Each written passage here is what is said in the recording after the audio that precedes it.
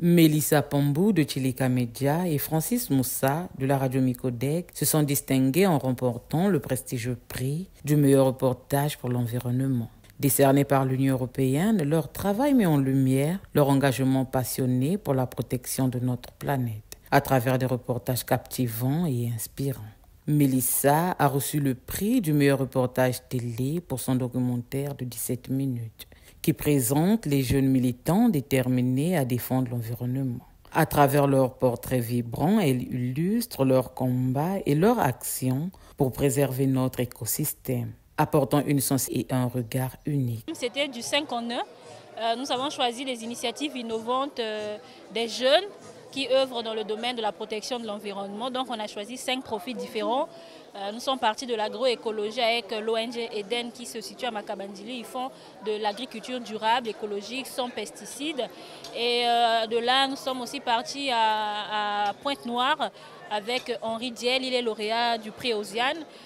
Nous avons montré comment, avec des déchets plastiques et des déchets de verre, on peut être dans l'entrepreneuriat vert parce qu'il embauche des jeunes, d'autres jeunes, et en même temps, il préserve l'environnement. On sait qu'à Pointe-Noire, c'est réputé, entre guillemets, être une ville assez sale.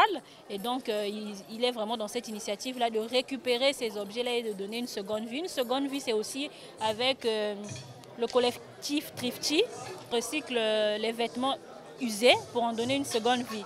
Donc vous avez votre jean, votre t-shirt que vous ne portez plus et ils récupèrent cela et ils en font un nouveau vêtement parce que à travers ce reportage, j'ai pu démontrer à quel point, et c'est vrai d'ailleurs, l'industrie du vêtement pollue plus que toute l'industrie du transport. Francis, quant à lui, s'est vu décerner le prix du meilleur reportage radio, démontrant une maîtrise technique remarquable pour aborder des défis environnementaux actuels.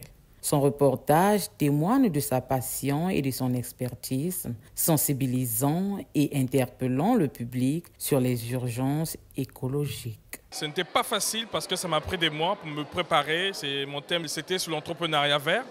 Et j'ai intitulé mon reportage « Les joyaux du recyclage » où j'ai suivi 3 jeunes qui se sont démarqués, un dans l'artisanat, l'autre s'est démarqué dans la fabrication des garnitures recyclables, donc qu'on pouvait rechanger. C'est une jeune dame, Danielle, et nous avons Jidas Momboula qui avait un projet de pouvoir recycler les déchets plastiques pour les transformer en fibres d'impression 3D.